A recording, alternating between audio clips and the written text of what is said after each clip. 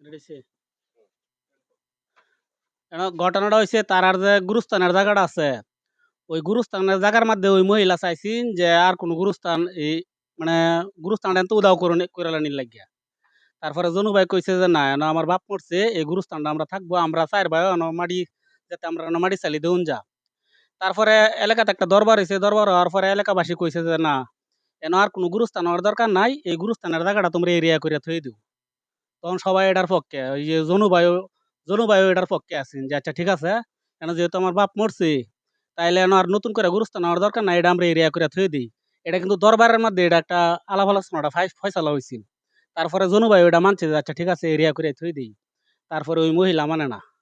ওই মহিলা এই দরবারের কথা ওভারটেক করে গেহারিয়া ওই দরবার যে হইছে ওই মাতবর আর ওই সমাধান না মান্যা গেহারে আবার মামলা করিয়া দিছে জনুভাইয়ের নামে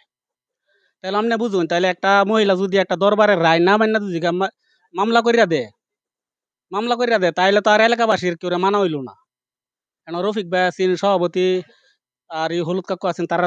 দরবারের কেউ রায় কিন্তু মানছে না না মান্যাকে মামলা করিয়া দিছে এই হচ্ছে মূল বিষয়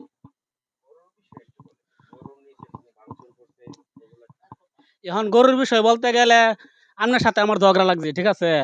আপনার ফেসো ফলানি লাগে আমি অনেক কিছুই কইবার পারি গরু আর আইসি এটাও কইতারি চেন আর আইসি এটাও কইবার পারি অর্থাৎ প্রতিপক্ষের গায়াল করবার গিয়ে অনেক কিছুই কইবার পারে এখন তারা বলতেছে গরু হারায় গেছে এই ব্যাপারে আমি কিছু কইতে পারতাম না ধরতে গেলে তারাই এটার সাথে জড়িত